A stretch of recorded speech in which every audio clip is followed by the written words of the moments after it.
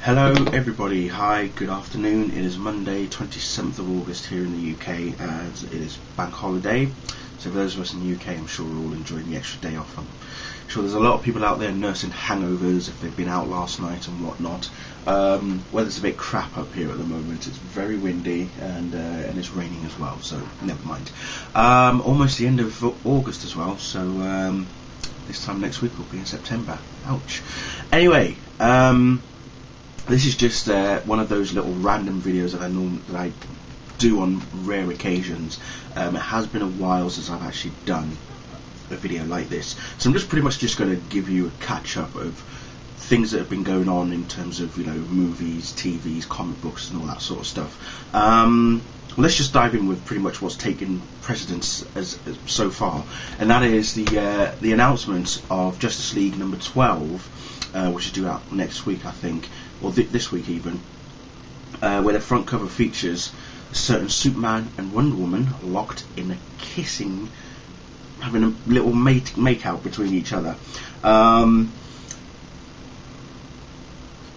surprisingly, a number of fans are not happy about that. There are those of us who have accepted it and realised that, well, if that's what's going to happen, then let it happen, because as we know, Superman and Lois are not together. There's no marriage, nothing. Even in Action Comics, Clark is hanging out with Lucy Lane. In the Superman comics itself, no wait, that's the wrong way. In Superman comics, he's hanging out with Lucy Lane, and in Action Comics, he's as yet to have gained the advances of a woman. So they've kind of decided, for some strange reason, in Justice League, to bring him and Wonder Woman together. As I say, it hasn't really, gotten a lot of praise, but let's just put that aside for one moment and just remember that this is not the first time, okay, that Superman and Wonder Woman have been put together as a couple.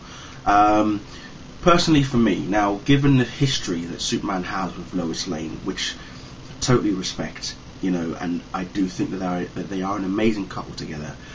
The only one thing that's a bit downsided about that for me is the fact that Lois can't have babies with Clark. There's never been a true canonical story where Superman and Lois, Clark and Lois, have actually had kids in his natural state of being a superpowered alien being. Alternate universes, yes, they've all been able to write stories like that, where either Superman has lost his powers and suddenly him and Lois have a normal life together, or you get them somehow, if, for example, Lois gets the superpowers as well, then they're able to have babies that way.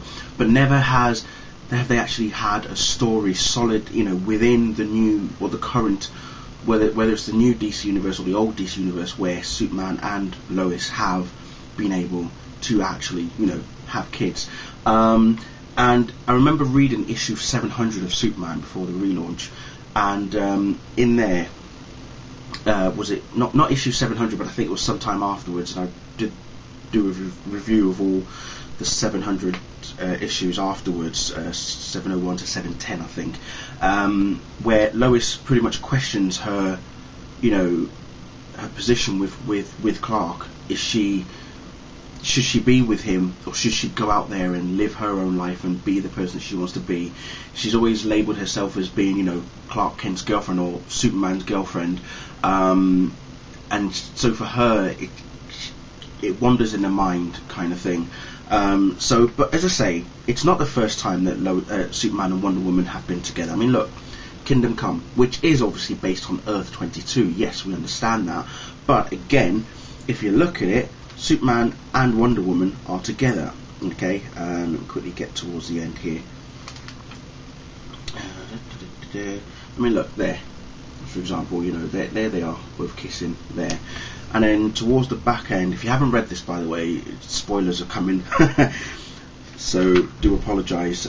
Towards the back end, they meet up with Bruce Wayne at a restaurant full of people dressed up as superheroes, and they're about to announce to Bruce that Wonder Woman is pregnant, but Bruce already realises that and they're both a bit shocked and surprised, and he obviously explains about the observation and how he's observed how the fact that Diana is in fact pregnant. But then, as I say, you look further on, you know, there's even moments of where you see them actually having kids. You know, it really is just something to be amazed by in some sense, because here are two superpowered beings that do have the ability to have kids, whereas you've got a superpowered alien and a regular human female, and it kind of would throw something in the works, wouldn't it? Yeah, of course. But anyway, that aside now, okay, the only thing I would say on that is, how long is it going to last? Is it going to last long? I don't think so. Will it last a whole year? Will it last 6 months? Who knows? So with everybody throw their arms up in the air, and people, I've even seen comments on like Tumblr and Twitter, people are actually saying, that's it, I'm going to stop reading Justice League altogether now, because now that they've paired Superman with Wonder Woman, it's just going to be even worse. It's like, well, how can you actually make that conclusion? You don't really know the story yet. Yes, they've announced that they're going to be together, but we don't know A, how, B, why, and C, how long for. So calm your chops and wait until, you know, you actually read the 12th issue first, and then see what happens after that. Anyway, next up, what else have we got? Arrow. I want to quickly talk about the new TV show that is coming out in October. This show is gathering epic steam, people. If you don't follow two of the main cast who are on Twitter, Stephen Amell and Katie Cassidy. Amell in particular, this guy he lives and breathes Oliver Queen, basically. This is a guy who is so into his work that he constantly tweets pics, infos, all sorts of stuff regarding the show. He just loves it. That's all I'm going to say. And it kind of makes you wonder about a certain other actor who played another certain superhero in another TV show that lasted 10 years. That's all I'm going to say on that. But what I will add is I am really looking forward to Arrow. They've already announced Deathstroke in some sense. Deadshot is going to be present, and even Huntress as well is going to be involved at some point. So I cannot wait. This sounds like it's going to be really, really hot shit stuff. Can't wait. Bring it on. What else have we got? Let's have a look. Movies. Okay, I just want to quickly add. I've just read, right, and it was very long. I've just read a sort of like a review come article type thing to do with all three of Chris Nolan's Batman films, Batman Begins, Dark Knight and Dark Knight Rises. Excuse me.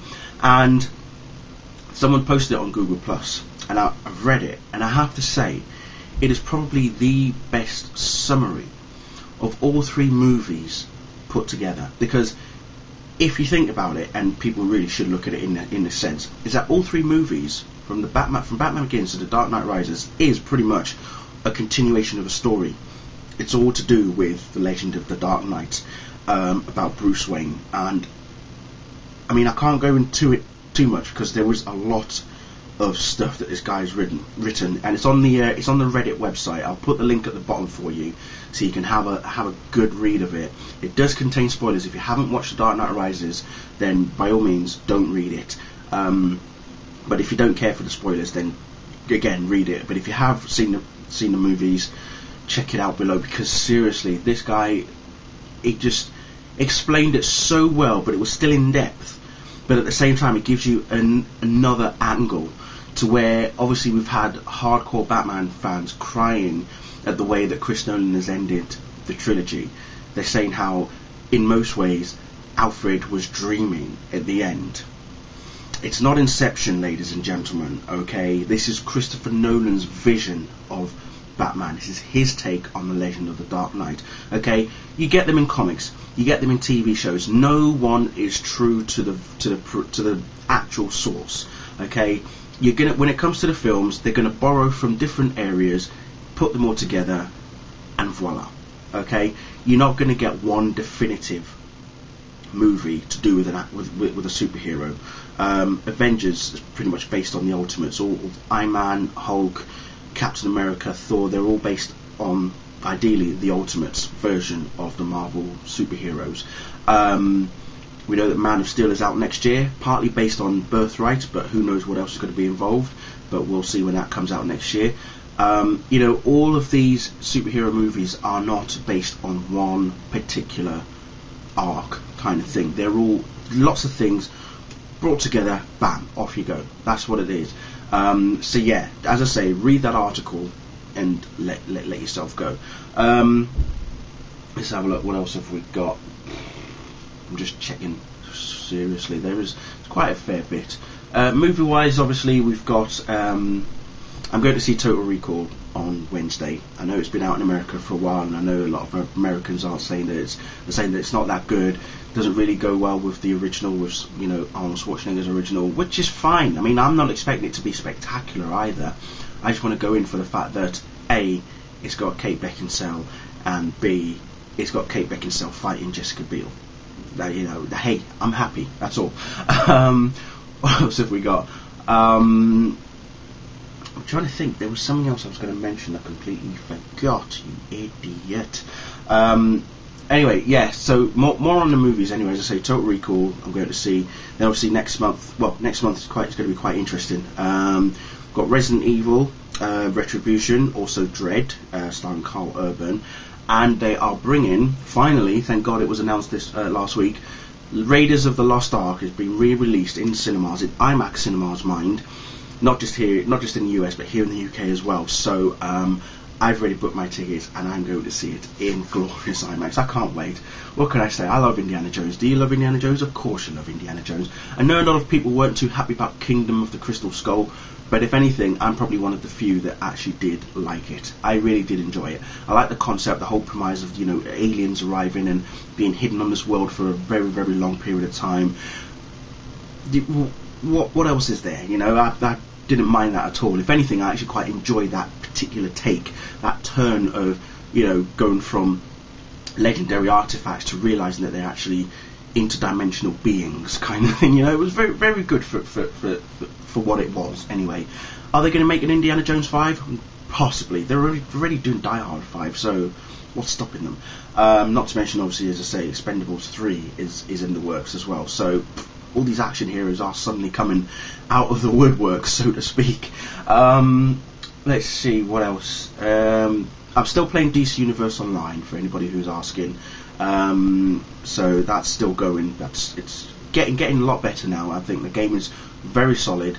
It is free to play, so by all means, if you want to have a good chop at it, get yourself onto it and then give it a go. I mean, I play on PC, so if you play on PS3, you're not going to catch me on there. Sorry, do apologise. But yeah, as I say, overall, it's been quite an interesting sort of month or time period kind of thing. But what else are we expecting? I mean, what's next to come? As I say, for me, all I'm looking forward to now is Man of Steel next year. That's my main aim now.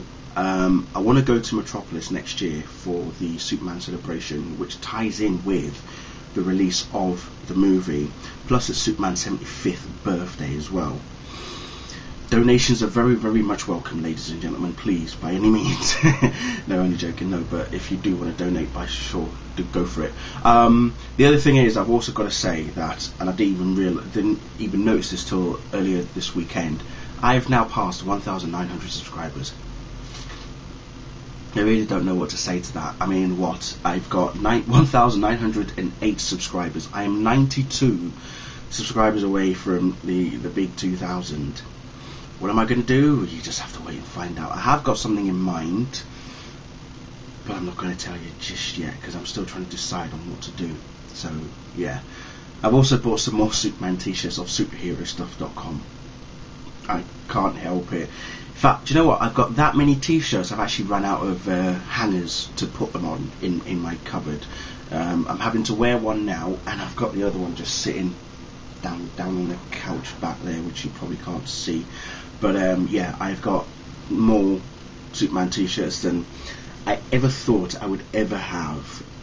Ever, literally. And I've just bought 2 more. Yeah, I know, bordering on obsessive? I don't think so. Not at all, not in the slightest. But yeah, as I say, that's pretty much everything that's been going on so far. But then,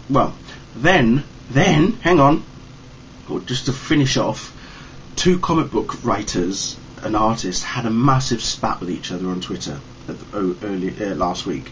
It was eye-opening for sure.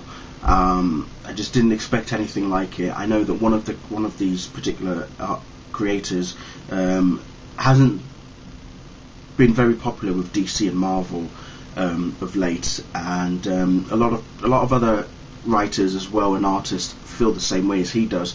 But when he attacks this other comic book writer, well, it just pretty much went completely nuts. It just went boom. So yeah, it just it was eye-opening. That's all I'm going to say. I mean, I know that things are never good when in the comic book world among creators and writers and editors and such, and the presidents of whatnot, but flipping hell. And the two people involved, Scott Snyder, who's writing Batman, and Rob Liefeld, I think it is, who created Deadpool. So it was very interesting. That's all I'm going to say. Yeah, pretty eye-opening. But anyway, I'm going to finish off there. Thank you all for watching. I'm sure I've forgotten something. If I have, then I'll mention it another time anyway. But thank you all for watching, and please keep subscribing as always. I'm still in awe of the amount of people that have subscribed so far.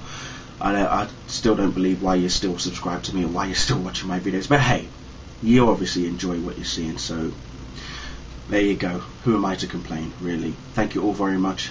Bye.